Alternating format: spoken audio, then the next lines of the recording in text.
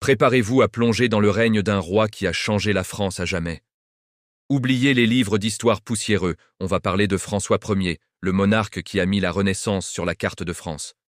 Ce n'est pas juste une histoire de châteaux et de tableaux, c'est l'histoire d'une ambition dévorante, d'un amour pour les arts et d'une rivalité féroce qui a secoué l'Europe. Imaginez un jeune roi de 20 ans, charismatique, athlétique, qui monte sur le trône. Son rêve? Égaler les Césars. Sa première action? Traverser les Alpes avec son armée pour conquérir Milan. Et il y arrive. La bataille de Marignan en 1515 le propulse au rang de héros européens. La France est en ébullition, et ce n'est que le début. François est fasciné par ce qu'il voit en Italie. L'art, l'architecture, une nouvelle façon de penser.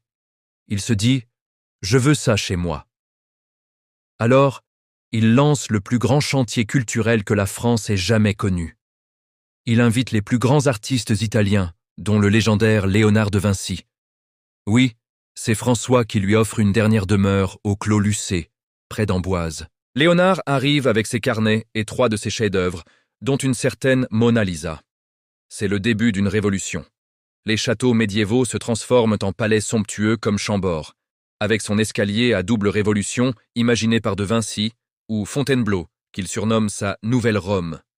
La France devient le nouvel épicentre de l'art et de la culture. Mais le règne de François Ier n'est pas qu'un long fleuve tranquille.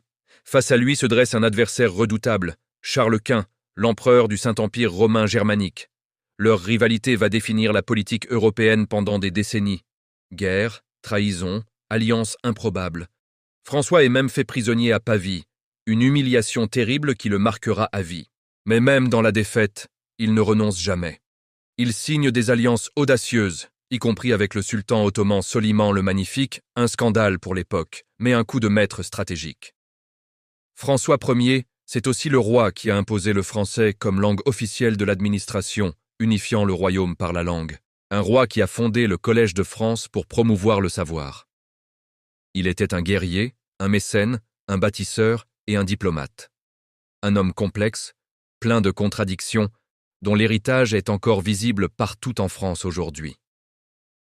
De la Joconde au Louvre jusqu'au château de la Loire, son empreinte est indélébile. Alors, quel aspect de ce roi fascinant vous a le plus marqué? Le guerrier audacieux, le passionné d'art ou le fin stratège politique?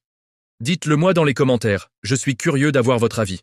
N'oubliez pas de vous abonner pour ne pas manquer nos prochaines plongées dans l'histoire de France.